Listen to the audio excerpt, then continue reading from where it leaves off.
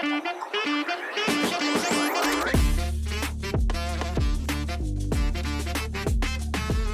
to the Behind the Bar podcast. We have Paddy joining us again today from So Let's Talk. Do you want to introduce yourself again? Hopefully everyone listened to the first one. I know you know who you are. But well, actually, if you didn't listen to the first one, you don't deserve to know me, right? That's it. Quick, one sentence introduction about yourself. Introduction, I'm the founder of So Let's Talk. We work on the mental, physical and financial health of hospitality professionals. Nice. And if you don't know, he doesn't like the title founder. So I don't. Titles are weird things. Yeah, ego-driven. And the longer the title, the bigger the business card. So true. Just hiding behind the title. So you're joining us today to talk about burnout with us, which is a massive thing in the industry. Huge. We are talking about it not in the aspect to scare people, but to educate them in what it is, how to deal with it. Yeah, we're not going to go into too much detail. I think everyone probably in the industry has probably had burnout, but not necessarily realised that it was burnout. So if you had to, in layman's terms, explain what burnout is. When you're overworked and under-recovered, it's burnout. It is. Work too much, don't have enough time to recuperate, rest. Yeah. If anything, look after yourself. It might not be work. It might be socialising. Yeah. Or when you're overdoing something and under-recovering from that certain something, it can lead to burnout. Not it's definitely going to give you burnout, but it can definitely lead to burnout, without a doubt. I think the biggest miseducation about burnout is that it's just one singular thing, and it's not. There's 5 stages of burnout. So some of the most misleading information out there about burnout is that it's just like a singular thing, and it's not. Like, there's 5 different stages of burnout. It's like stage 1 shocks everybody. It's called the honeymoon phase. So the honeymoon phase is when. Do you remember when you started working in the industry? Maybe you got yourself your first manager's position, and you'd get yourself new clothes. Do your hair all nice. Yep. Make sure you had a good night's sleep. Then you get in and you just say yes to everything. Yeah, I can do that. Yeah, I can do that. Yeah, I can do that. Yeah, I can do that. That's the honeymoon phase. Because actually what you're doing is presenting a version of yourself that's just not sustainable. So when you first get into a relationship, you have the honeymoon period. Yeah, and it's just not true. Yeah. It's not real life. And actually what that leads to is somebody thinking that they have to be operating at that level to keep that position.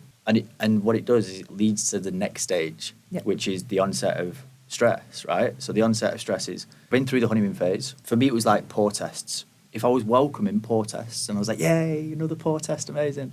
That was the honeymoon phase. Yep. Onset of stress, I'd be like, fuck this, another pour test. Like, I'm bored of these now, right? So the stuff that you once thought was really fun during the honeymoon phase starts to stress you out a little bit. And then you get into chronic stress, which is stage 3. So this is where you might find yourself being really snappy, quite like irritable. I used to do it a lot. So there used to be like a running joke inside of the venue that no one should talk to Paddy if he's beating up the ice with the ice scoop, right? And I didn't know I was doing it, but I had this thing where I used to, right? I used to do it, and I would be like, oh, don't go near Paddy, he's stressed. But actually I was in chronic stress, and I was just really irritable, really angry. And then you have the next stage, which is like burnout. And this is where it's kind of like a state of malaise. So the stuff that you've stopped liking becomes even harder because you don't even want to get up and do it. Like even getting up to go to work can just feel like an absolute chore. And then you get to the final stage, which I wouldn't wish upon anybody. And I've experienced it a couple of times whilst working in the trade, and that's habitual burnout. And that's when there's no emotion. So it doesn't really matter. Like you're just like deadpan, nothing. Yeah. Don't feel anything, don't. And once one of my managers would like pull me to the side, and they'd find me just wandering about, head in the skies, completely deadpan. Yeah. And I was like, none of it really matters. I have no feeling towards any of it. So you've got the honeymoon phase, the onset of stress, chronic stress, burnout, and then habitual burnout. And being able to recognise which stage you're at is really powerful. But also, for anybody listening or watching this, like, please don't start diagnosing yourself after listening to this. Because every time I run a session on burnout, someone goes like, I'm leaving, like I'm out. And it might not be the case, because it can present itself in different ways for a lot of different people. But there are 5 different stages of it. And it's really annoying for me when I hear someone go, oh, I'm burnt out. And it's like, well, yeah. Like, what stage? Like, are you just a little bit tired? Or are you burnt out? And are you in habitual burnout? Have you stopped any kind of emotion towards the world? Or are you in the onset of stress? And people just kicking out that word. They do it with depression. Oh, I'm depressed. oh, that's depressing. And it's like, is it just not that good? Or is it depressing? Mm. You do it with OCD as well. People do it all the time. That's my OCD kicking in. It's like, do you have a diagnosis of OCD or do you like things being clean? Yeah. There's a big difference. Because it's actually pretty offensive to people that have a diagnosis of OCD and have to lock the door for 20 times when they're leaving the house or wash their hands all the time. So I think the first part is recognising, and that's by talking to a healthcare professional, what stage you're in. But then also not just chucking out the word like it's nothing. Because believe me, habitual burnout is absolutely no joke. How did you, when you get to that stage, how do you get out of that stage? Yeah, so it depends. So the two most recognised ways of treating it is therapy and medication. Yeah. And unfortunately, they are the two most stigmatised things when it comes down to dealing with anything, right? Which is therapy and then medication. I never took medication because I had like a really old school view of that it was just, well, it was a bit of a conspiracy theory actually. I was like, if medication worked, then everyone would be healthy. So why are people getting sicker, right? Like, is it not just a way of creating more money? But actually, it does work for a lot of people. Medication's incredible. Different things work for different people. I think that's when it's difficult because what works for you might not work for me and the other way around. True that. So yeah, therapy was the biggest one for me. And then just recognising it. And I suppose people always ask me for advice, right? And it's hard because I don't want to do that blanket, oh, do this and this will work for you. But there is a lot of stuff that you can do. Number one is like kind of talking about it. But also, if you are running an organisation, not making it like a badge of honour to overwork. Like when people say, oh, you're a trooper for doing 70 hours in a week. First of all, we're not shooting each other. This is not war. We're serving food and drink. Can we stop using war terminology in the hospitality industry? But then the second part of it is that it's not good for our trade. Like anybody listening will recognise that career hospitality professionals at the moment are so hard to find. And that's because they've left or they've had to leave because of their health. And then Gen Zs are looking at our industry and going, I'm all right. Like, why are you doing that to yourself? Yeah, why would I want to do that? Why would I want to do that? So one way that we can do that is to stop idolising people who like wear badges of honour for like going out and drinking and working too much and not getting sleep. It's like none of that stuff's cool. So having a life balance, I call it.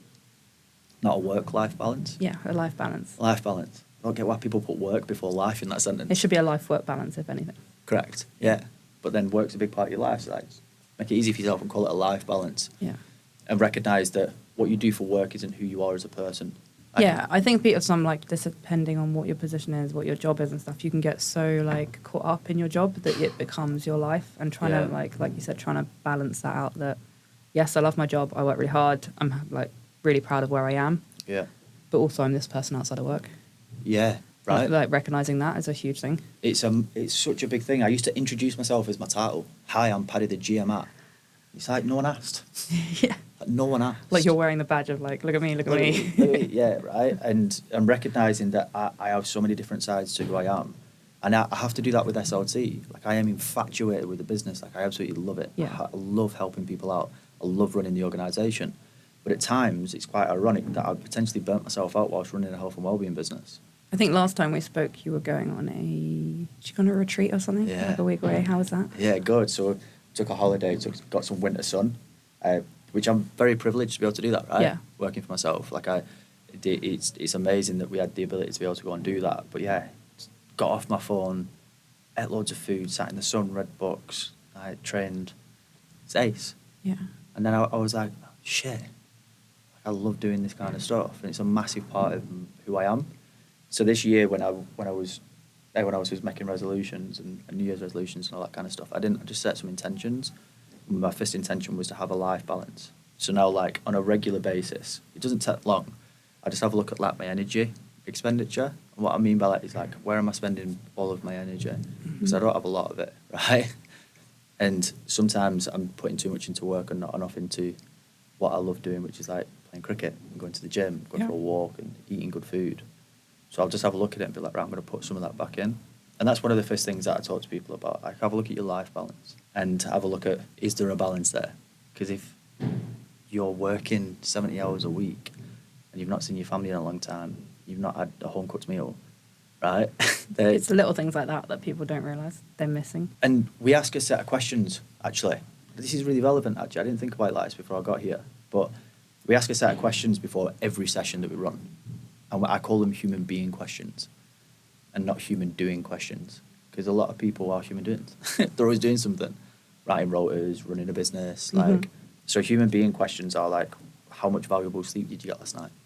Like valuable sleep. Because if you went to bed feeling tired and woke up feeling even more tired, maybe that shit's not that valuable, right? So how much valuable sleep did you get last night? When was the last time you had a home-cooked meal? A nutritious home-cooked meal, I ask. Like, it can be cooked by somebody you live with, but if it's cooked by Domino's, it's not home-cooked, right? If it's a pot noodle with a bar spoon, again, not that nutritious. When was the last time that you said no to something that was detrimental for your health? No one can ever answer that question. I was like, I have no idea. When was the last time you said no?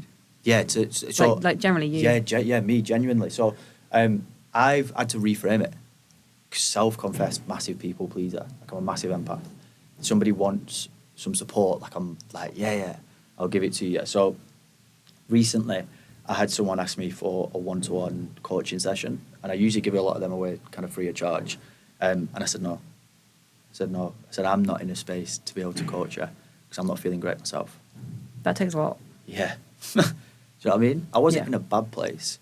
It's just that January is a busy month for me. And you don't have the mental capacity to teach someone else how to deal with stuff that you're not necessarily dealing with. That's a huge thing. Massive. And I don't want to be a hypocrite. No. You know what I mean? Like, one of the kindest things that anybody has started to ask me is, are you in a position to receive this information before I share it with you? And it's like, well, what do you mean? Because a lot of people, I can be out on a date with my partner on a Saturday night, and I'll get a hospitality professional that recognises me from the work that we do, come up and talk to me instantly about their mental health. And you're like, trying to enjoy my evening. Yeah. Do you know what I mean? But you also don't want to be rude in that situation. No. And it's like, it's great that people feel so comfortable to have those conversations, but I'm just about to tuck into my burger. Yeah. And that's like that's a big old thing you just talked to me about. Yeah.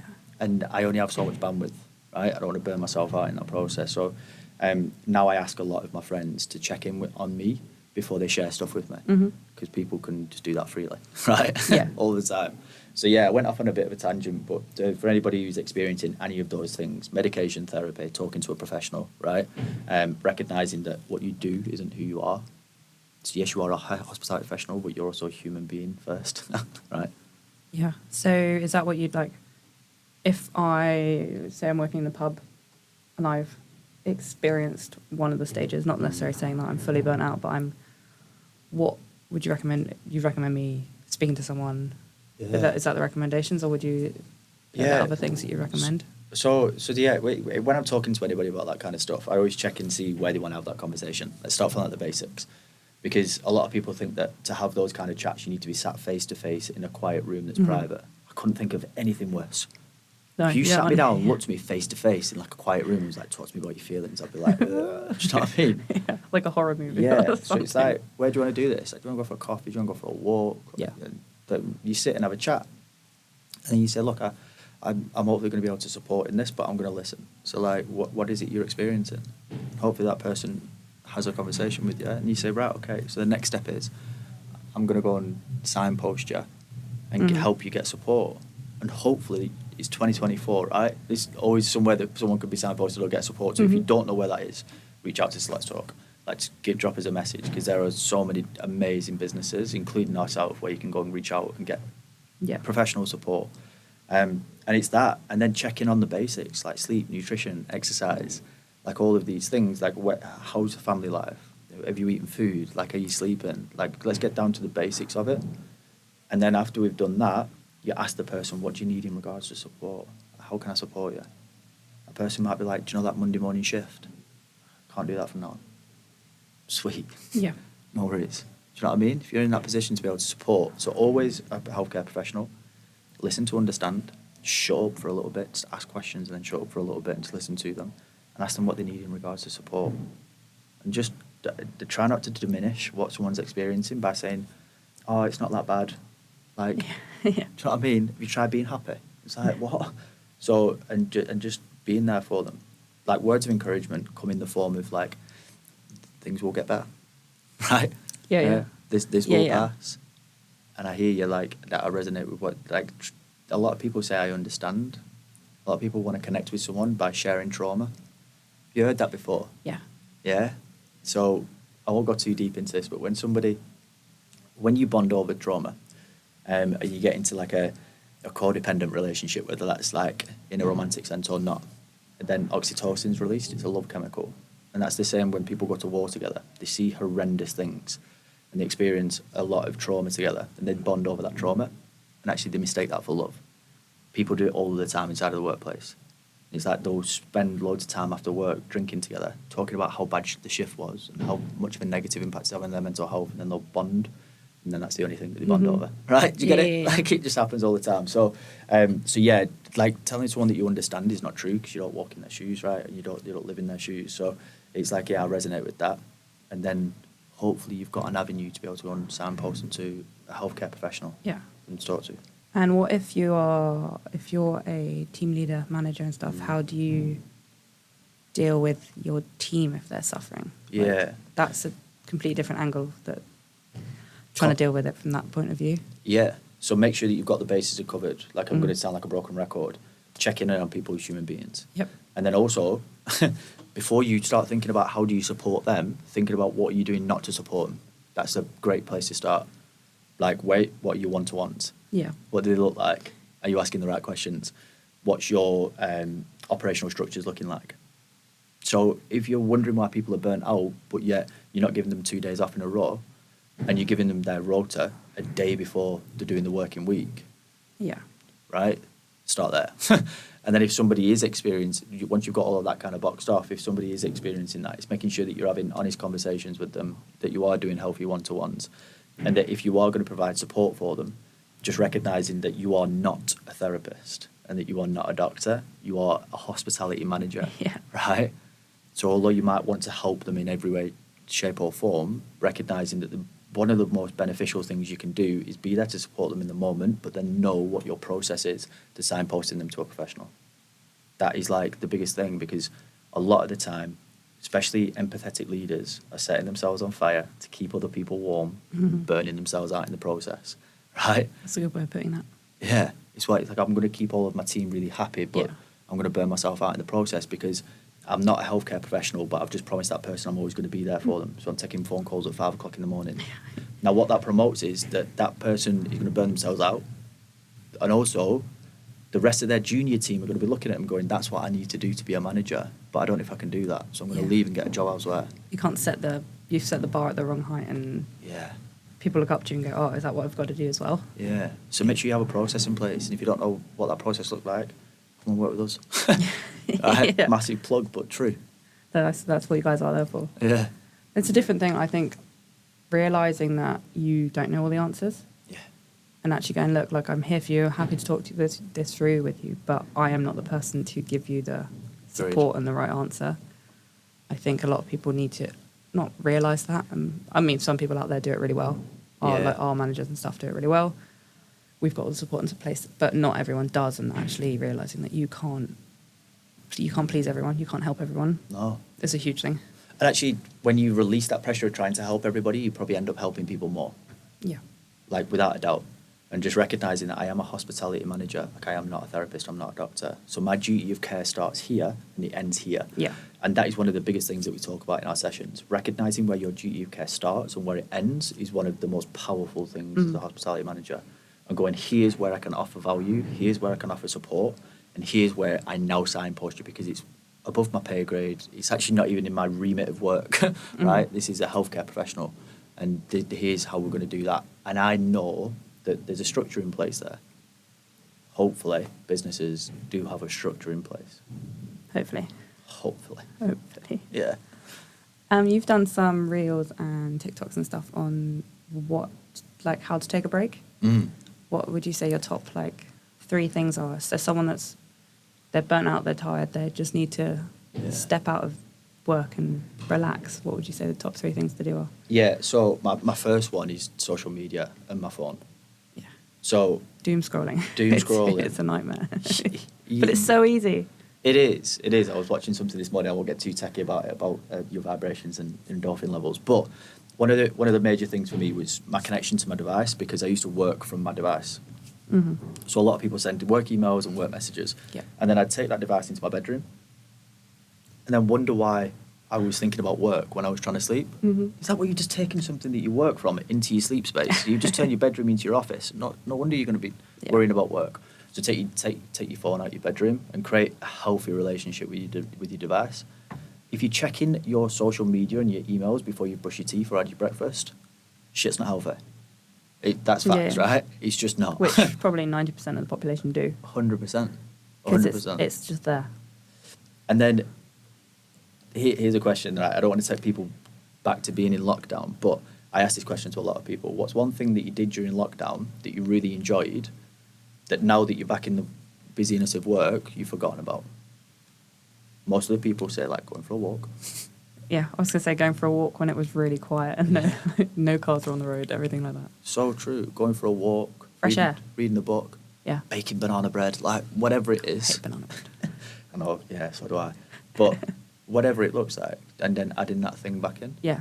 Like, add that thing back into your life. We call it your health and wellbeing self-care burger, right? So I'll do this really quickly. At the end of a session, we get a picture of a burger, and I ask everyone in the room what your favourite burger is. Yep. We get loads of different people telling us loads of different styles of burger. Then they had a bit of an argument about it. It's like, oh my God, what, you like vegetarian stuff? And oh yeah, right? So they all have that kind of argument. But then I let everybody know that everyone's health and well-being looks so different. Yeah. A bit like everyone's favourite burger looks different. So what I'm going to do is I'm going to ask you to build your health and well-being self-care burger. Mm-hmm. With the patty being the most important thing. Because if you got a burger and it didn't have a patty in the middle of it, you'd be annoyed, right? It's just a sandwich. Yeah.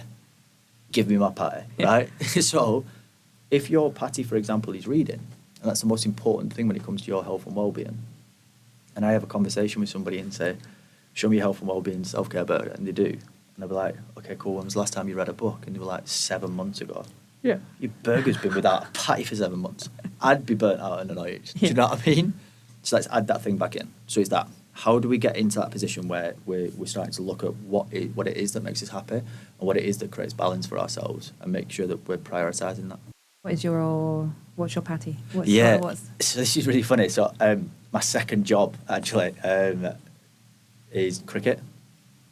So a lot of people are like, you spend a lot of time playing it, but actually it's the space where my head's the most quiet. Mm-hmm.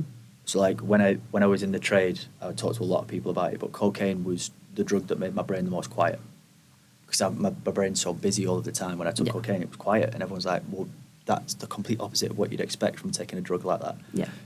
And what I found is that I stopped playing sport when I worked in the trade, because I work weekends, right? And I went back and started playing cricket again and recognised my head's so quiet. I'm doing nothing apart from just playing sport. And I was like that.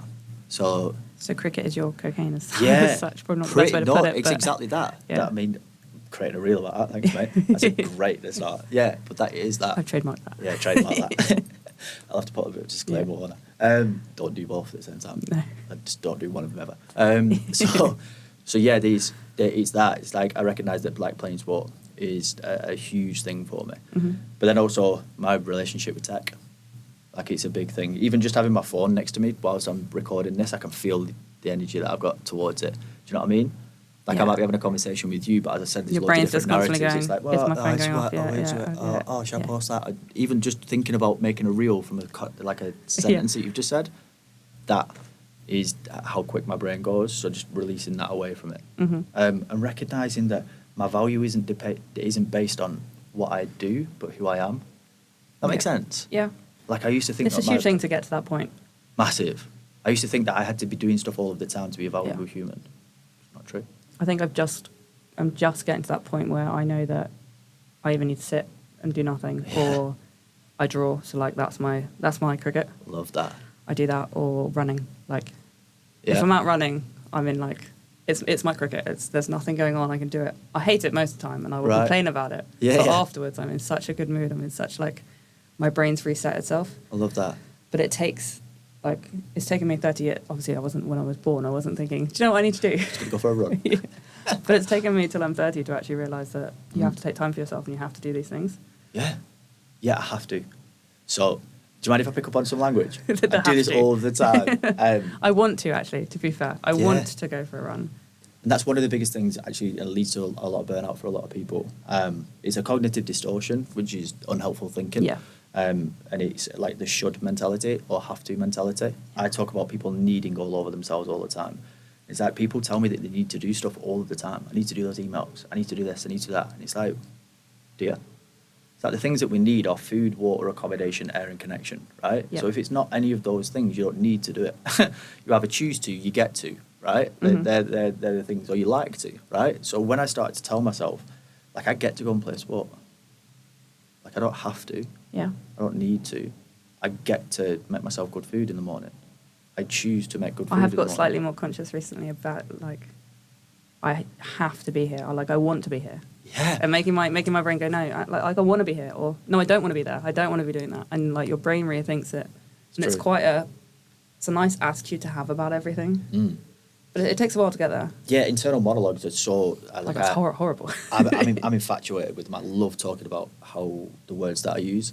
So I no longer say that I'm crap at something. I say I'm in the process of getting better, right? It's like, Clever. yeah, right. So there's just a lot of things that, and I might not say it all of the time, but just picking up on that kind of stuff is really, really powerful. But yeah, like you were saying then, just changing the way that you think towards something. It's like I used to tell people that I was busy all of the time, which felt like I was busy all of the time then, right? Yeah. When actually I've changed it to creatively occupied now, right? Because most of the stuff that I do is creative. Yeah. And if I'm occupied doing it, then I choose to be creative and I love that thing, Mm-hmm. right? But saying that I'm busy constantly just told my body, oh my God, you're busy, busy, busy. Yeah. It was weird. Like I just didn't want to be in that position. I went off on a tangent then. I think we both did. Quick top 3 tips to deal with burnout. Top 3. We've probably said them already, but Yes. Okay. Cool. Let's wrap it up with a bow on it. Top 3 things. Number 1 is checking on yourself as a human being, right? Yep. So I've just talked about the things that we need: food, water, accommodation, sleep, connection, right? Those Yep. kind of things. Check in on those things Mm-hmm. and touch base with yourself. What am I doing those things? Yeah. Okay. What I do for work, is it becoming who I am? Number 2. And if it's becoming who you are, then start to differentiate between the two. Yeah. And if you are living to work, right, then you're in a position where it's like you are in a really dangerous position constantly. Like, for example, if you introduce yourself as your title, or you spend all of your social time talking about work, Yeah. big old sign. Okay, so create some balance there. And then the last one is talk to a healthcare professional, Yeah. medication or therapy. Like, I don't get why. I do get why it's so stigmatized with therapy, but I am such a massive advocate for it. People think that you do therapy when you need it. Yeah. Do you know what I mean? You do it when you want it. It's for life. Yeah. Like, it's great. Sometimes I'll have a chat with a therapist when I don't think I need to, and then I'll be like, oh my God, I didn't recognise that. I didn't know that. I need to talk about that. That. Number 3. And if they can't do that, then they just come and speak to you. Yeah, honestly, I'd come and have a chat with us. Yeah. Yeah, and I work between the hours of 9 and 5, and I try not to answer any messages after Yeah. that. I'm setting some boundaries. We haven't even talked about setting boundaries. No, But that's a whole other podcast. You're not joking. Yeah. Okay, question from the Yeah. person before you. Oh, good. If you had a pub, what would you name it? Oh my God, Nan's house. Right. So the reason why I call it Nan's house. How do you know that so Yeah, quickly? because I was going to call a bar this. Well, I was going to call it Grant's house, and then I was going to have Nan's house as the sister company. So I was going to call a cocktail bar or a bar Grant's house, because whenever I went round to my Grant's house, I got whatever I wanted whenever I wanted it. Nice. Choc asses are in the freezer. Oh, Right, choc ice. do you know what I mean? Like, there was Yeah. always a full tin of biscuits. It was never just sewing kits like at my house. Do you know, you opened up a biscuits and like I got whatever I wanted whenever I wanted it, and I always felt at home. I love it. Yeah, Grant's house. Yeah. I love that. Yeah, that's what. Is that what you're naming your new open space when you No. So let's talk. No, it's not actually. No, because a lot of people might not. It might be triggering for some people. Yeah. But yeah, That's a good one. I like that. Yeah, Grant's house. Yeah, I was gonna have it where. I'll digress a little bit, but in the cocktail bar, it was going to be just 3 seats at the bar, right? And then they'd have 5 tables, no cocktail menu, a bartender per table, and then you would ask them what their favourite smell is, what their favourite touch is, and then you create a cocktail that would represent that. So if it was like cut grass, Impressive. you'd create a cocktail that smelled like cut grass but tasted I really. love crop grass. I know, right? So that'd be the thing. But yeah. When does it open? Where will it be? I Can know, we right? visit? Yeah. I did get told that I would set up a hospitality venue at some point in time, and I was like, oh, it's probably on the cards. I like it. Thank you so much for talking to us today. Always. Thanks for having me. Yeah. Cool.